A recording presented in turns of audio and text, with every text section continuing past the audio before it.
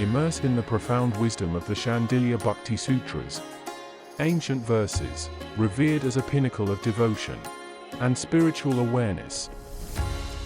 Under the guidance of His Holiness Swami Jyotirmayananda, plunge into the infinite ocean of this revered scripture. Discover its hidden truths. Embrace its transformative power. Awaken to new realms of divine love and spiritual awareness. The depths are calling. The deeper you dive, the more treasures you'll discover. And now, Sri Swami Jyotirmayananda.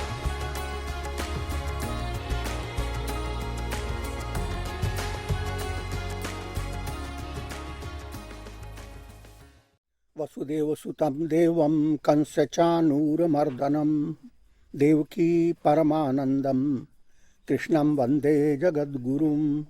Om. Adorations to Lord Krishna, the preceptor of the universe, destroyer of the forces of darkness, and bestower of immortality. Shandilya Bhakti Sutras, Sutra number 15. Bhaktya janatiti chet na abhigyaptya sahayat. What do you understand? The sutra, very condensed writing. By devotion one knows God. That's the statement raised by people. And Shandilya said, no, not so. Now it becomes very confusing. Practice devotion and will not know God. The trick is on the word know. God is not an object of knowledge. He is an object of devotion. When you know something, it sticks in your head. When you love, it goes deep into your heart. Which is better, sticking in the head, going into the head? Subtle difference, people don't make that distinction. And this statement is made on the basis of Lord Krishna's teaching to Arjuna in the Gita, Gita 18th chapter, 55th verse. Bhaktya mam abhijanati yavan yaschasmi tattvatah tato mam tattvato jnatva vishate tadanantaram. By that supreme devotion, he realizes me as God. He realizes me the God. Also, he gains insight into my nature and all that I am in reality. Having thus recollected, Shandilya said, is not, the term is abhijanati, which means allowing the mind to recollect, creating a momentum of your feeling. A mother thinks of her child again and again. So people whom you love, you go on thinking of the person again and again. That momentum is abhijanati, is not intellectual knowledge, that a mathematical problem is put to you and we have just figured it out and answered it. I will make it clear by giving you a broader understanding. Follow the simile of dream. You have gone to sleep. Out of your consciousness emerges a world. That world is same as this world, which means in that world there is a triad. Seer, you are the subject, and you have before you there is a dream universe. And you are experiencing that universe through your conditioned mind and senses. Drashta, Drishya and Darshan. You are the seer. You have the field of the universe from where you have to pick up your experience. And you are experiencing. Now, imagine, in dream state, what are you after? You are after three things. You want your security, existence. You want to know things around you so that you can secure your security for a long time.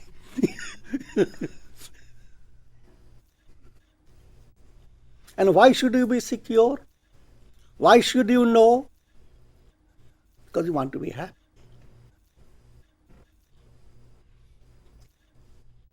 Joyousness, happiness, a sense of profound comfort within. That's the ruling urge in all. That's an expression of Atma Rati, delighting in the self. And that's real for all living beings. Your source of happiness is within you. And everyone is constantly striving to experience it. So, coming back to the dream illustration, there are many possibilities. Now, suppose you are in a house, seated on a chair. A snake starts coming into that room.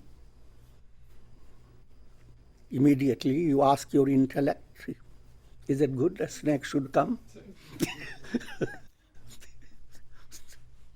Your knowledge allows you to give you the understanding that you must repel the snake. The snake has come very close to you. Now you turn to God, oh God, help me. Or turn to people around you, whomsoever, and the snake is out. But have you secured perfect security or perfect happiness? No, because as long as you are in the dream state, nothing is going to be perpetual. It is, dream state is a flowing process. The river flows on. Same is the situation with the waking world. It flows on. Pravaha patit. You see a river flowing on. If your house is by a river, open the window. You're not looking at the same river. It flows on. What will it bring? You can't guess. But there is satisfaction. The river is there. It flows on. Life flows on. Dream flows on. All attainments in your dream are a form of becoming. They are something that is external, something that is not you. You have to have understanding with being and becoming. If you wake up from your dream, you are being. Your real happiness can be experienced by waking up. Relative happiness can be experienced in dream. When you saw the snake going away, instead someone brought you a flower and garlanded you.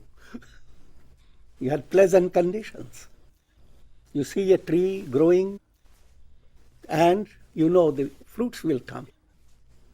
So you are living in your dream with the idea of future is going to be wonderful.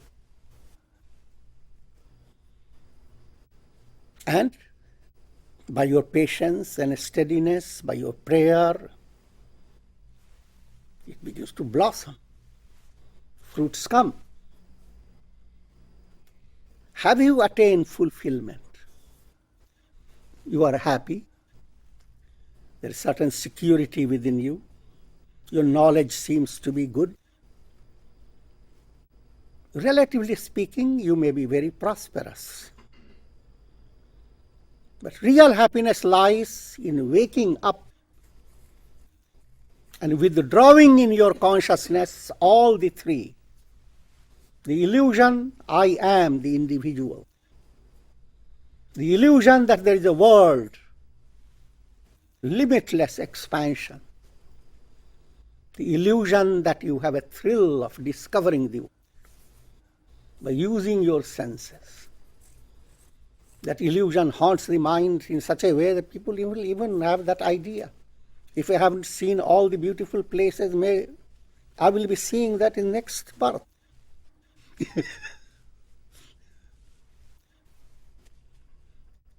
All the things you want to enjoy, you don't have, then there is a subtle illusion, I will get it in the next. But all this process of coming back again and again in a world of time, space, is due to ignorance. It is in the realm of dream. And just as it is a waking up that gives you the best solution. And waking up can be in two stages. Even while the dream continues, an awareness enters into you that this is a dream.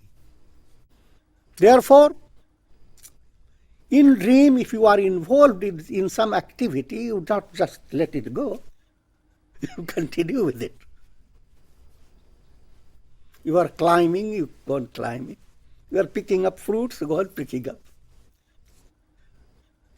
If you are falling, go on falling.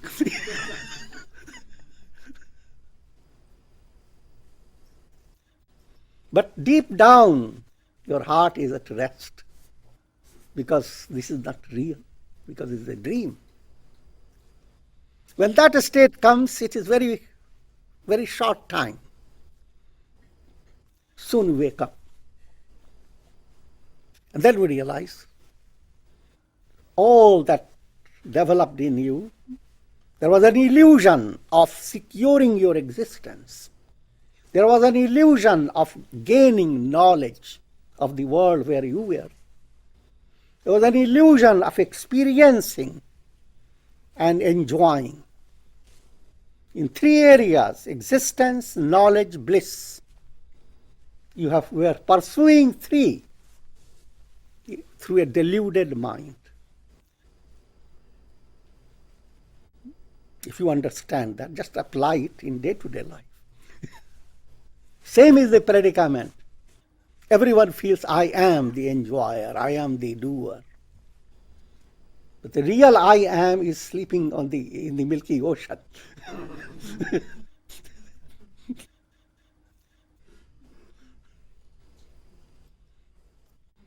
And this deluded I am is involved with three great problems. How can I exist in a world that everything moves away? How can I become deathless? Next, how can I have all the wisdom so that no one can outsmart me?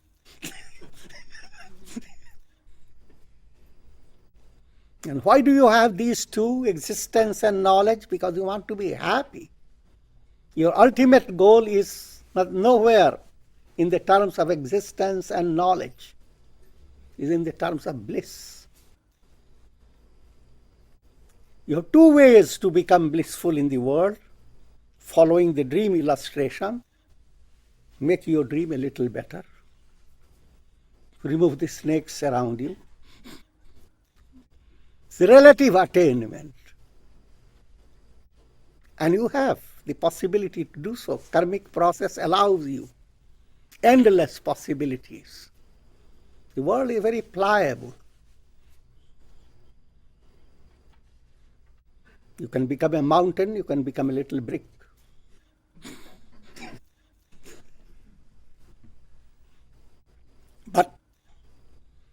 The reality, the real, profound movement is gaining that insight. Let me find my love, real love. All this that I love is in the realm of Maya. And there is no fulfillment. And ultimately, even all this that I love is the same spirit within you, consciousness within you that has been diversified. By waking up, you have discovery, you have a realization. I am all that is. Vasudeva Sarvamiti. I am the Vasudeva, God. That's the process of attaining profound devotion. The goal of devotion is to allow your experience of divine love to blossom in such a way that the entire triad, the world of that is experienced in three ways: subject, experiencer, the world before you, and the passing experiences of pleasure and pain. All this is recognized as the self. Your devotion, then at that state, devotion is called parabhakti, supreme devotion. And as I said it with the dream illustration, you may not have fully moved away from your dream, but you have understood, you have gained a profound conviction within your heart that this is a dream. That is the state of Jivan Mukta. The state where you know that you may be facing many challenges and you may be operating with the practical reality, how to remove the challenges. But behind all that, your heart is at rest. Giving a figurative way of saying, you are a little child in the arms of the Divine Mother. There is outward commotion and lots of things going on, but who cares? The child is quite comfortable. Until you wake up, that means you attain Videha Mukti. This is what Krishna says, he fully enters into me. The world of triad has become dissolved. The dream of the world has moved away, and there is awakening of boundless love. That state is characterized by bliss, absolute joy. And devotion targets that. This is a straight, not deviating in many directions. Because if you ask yourself sincerely, what do you want? Happiness. If happiness gives you any confusion, you want comfort, painless state. Look at any animal, an ant. Why is it moving around? What's rest? It wants to have some trace of honey where it can sit, enjoy the rasa, and enter into samadhi.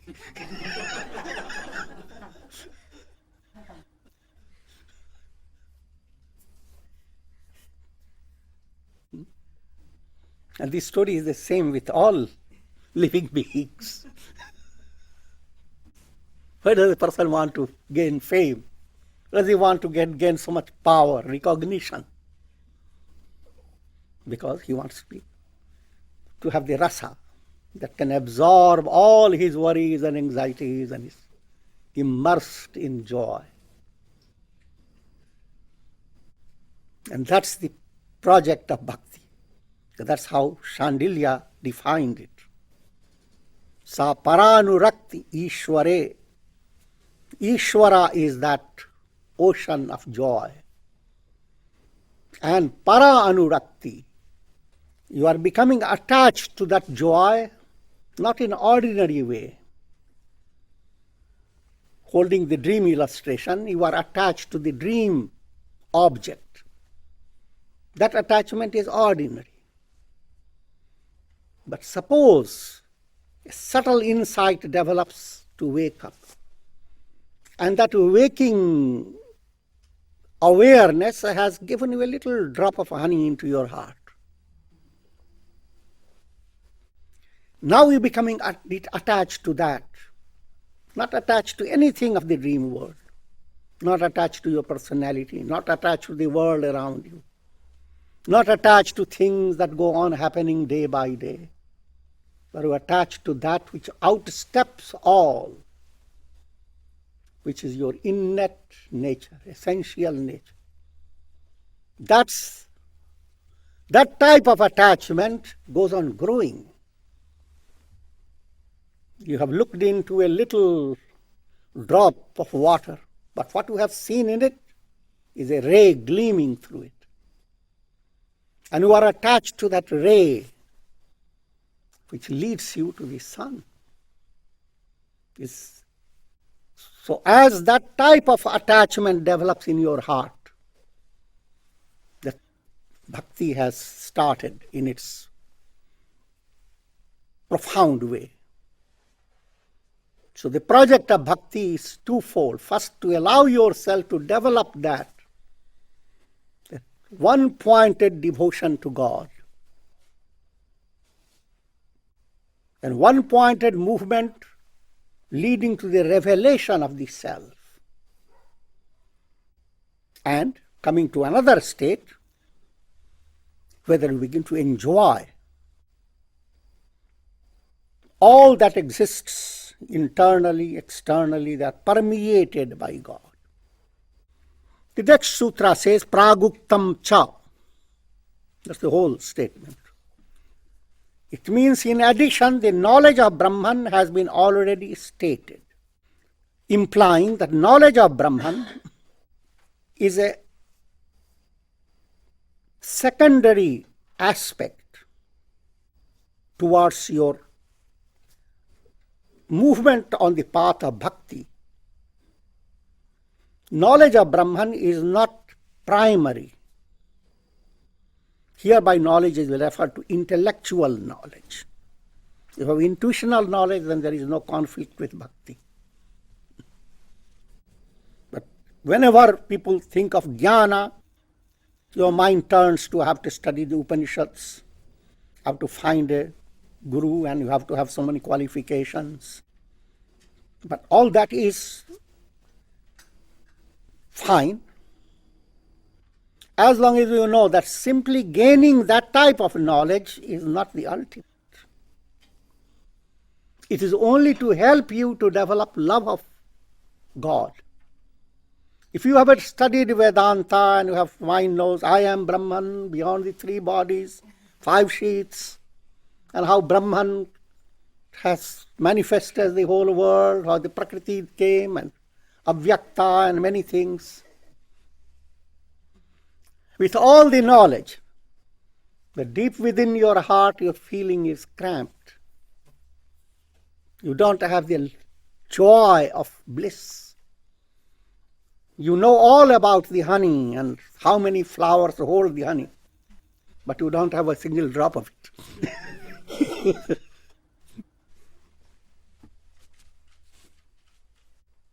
Now I will give you some practical points. Keeping that in view, the ideal, allowing your heart to enjoy a secret rasa, a secret stream of divine love, a mystic honey. In order to experience that, different sadhanas, spiritual disciplines that have been given, each discipline has to be geared to developing divine love. Therefore, if you practice dhyan, meditation day by day, keep in view that you are enjoying it. You are allowing your heart to develop a sense of real joy, a sense of magnanimity. Again, you must know, because human mind is very confused. So whenever we think of joy, mind asks, what are we joyous for? What has happened? You have to first understand the real joy is not based on happening. It is where mind becomes very calm. And the joy is not based on raga, dvesha, attachment and hatred. It's based on an emergence of the presence of God within you. Sri Shankaracharya gave in one of his stotras, Pratah smarami hridi sansfuradatma tattvam. Early in the morning, turn your mind to what is radiating from the depth of your heart, from the deepest source within you. What is radiating? That's pure consciousness. When you see your face in a mirror, what do you see first? Mirror.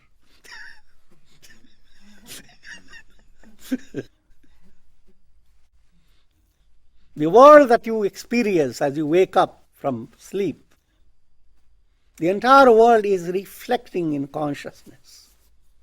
It is that consciousness that you see first.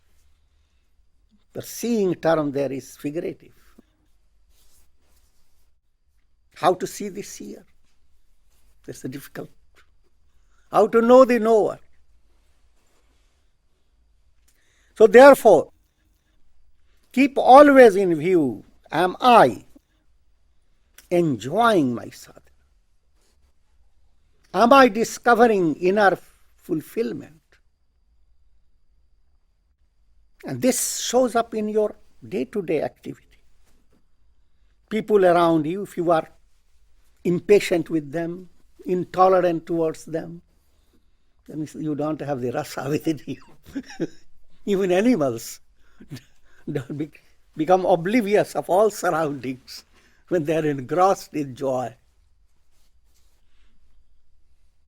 Therefore, practice meditation, but keep that goal before you. Next point, vairagya. Go on reflecting upon the shifting nature of all things. Janma mrityu jara vyadhi dukkha doshanu darshanam.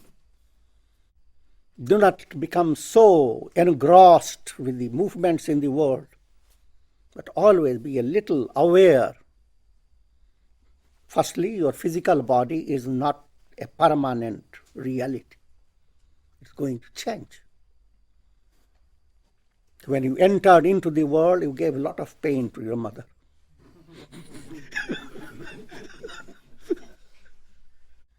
When you pass out of the body, you give a lot of pain to yourself. Plenty of torture in order to exit the body. So janma mrityu, jara vyadhi. When you see your body aging, you go on dreading death. Death seems to be in every corner. And there are so many other types of shocking situations. You never know what will happen in the world. The earth on which you are seated itself doesn't know what it is.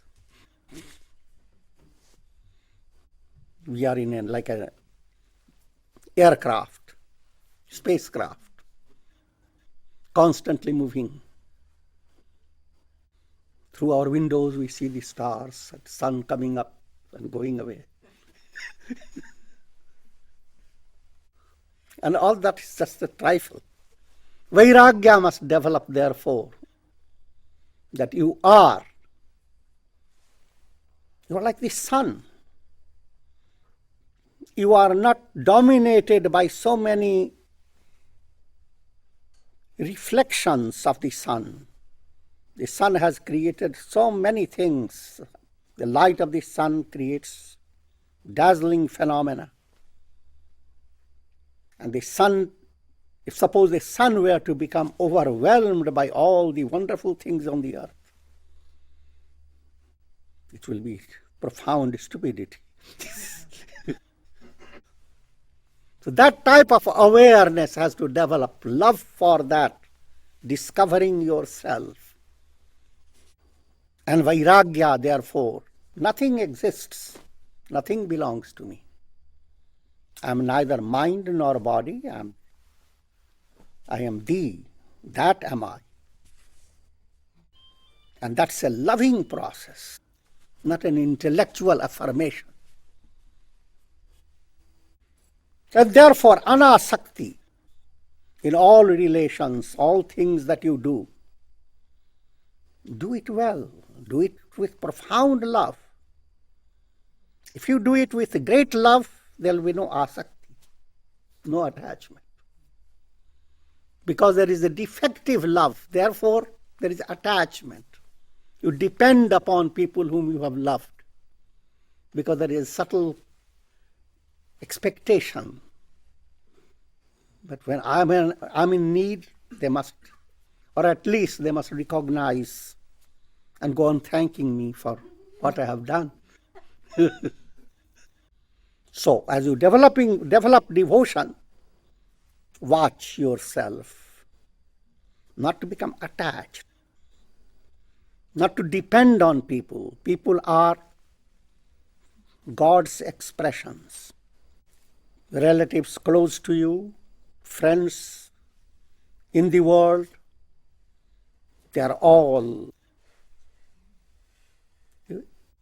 God in different forms. They are God-given opportunities. So if you have divine love, as you go on developing divine love, attachment moves away. Ramakrishna gave it in a simple parable, that if you apply, say, butter in your hands, oil in your hand, and then you go on cutting platanos or things that are gluey, you can do so, nothing sticks. In the same way, allow your mind to be besmeared with the oil of devotion. And go on doing that day by day. If oil has a shortage today, doesn't matter. Tomorrow you get it.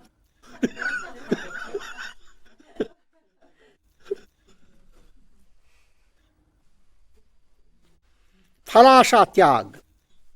Focus your attention on how much am I depending upon expectation, depending on the dream for the future.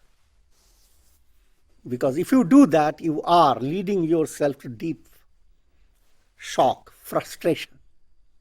Because things never happen the way you expect, neither positive nor negative. Nothing happens the way you expect. And with profounder understanding, nothing can happen unless there is a divine purpose. Nothing can be given to you unless God is handing it to you by His sweet hand. So don't look at what is being given, look at the fingers behind it.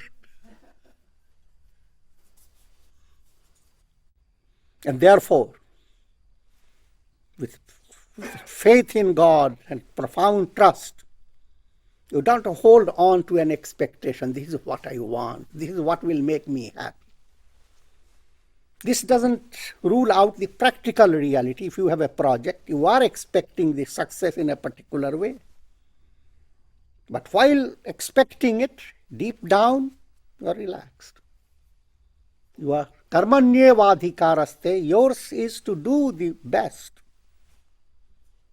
But what is going to happen as a result, that's God has to do that. Because every result of things is in the context of universe. It's not according to how you want it. And no matter how things happen, there develops in you a sense of profound security. That's the beauty of bhakti. That's the idea that you can lead yourself into a terrible calamity. That idea is complete illusion. And that devotion secures it by ensuring in your mind that God will not discard you. In Hindu religion especially, God is omniscient and omnipotent in all things. But in the area of discarding a soul, God doesn't have omnipotence.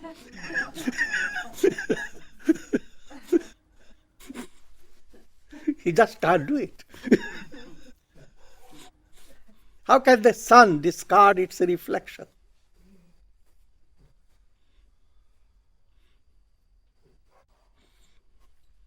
So, as long as you know that, you go on developing internally a profound sense of support from God and not depending upon expectations.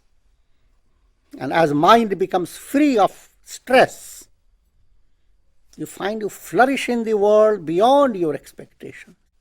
The entire spirit of spring season enters your heart. And whatever you do, wherever you go, you are radiating the beauty of spring. Next point, Swadhyaya. Study the Upanishads, study the Jnana Yoga books, all types of scriptures, according to, led by your intellect, your inclination. And never forget that all that study is not leading you to become aware of God's support. That the transcendental self is supporting you. You are not a little reflection in a jar of water. You are the Almighty Sun. I am that. If it is not allowing your heart to blossom, you are practicing Aham Brahmasmi, and then someone comes pleading, please do this for me. No more. I am Brahman, you go, you are a worm.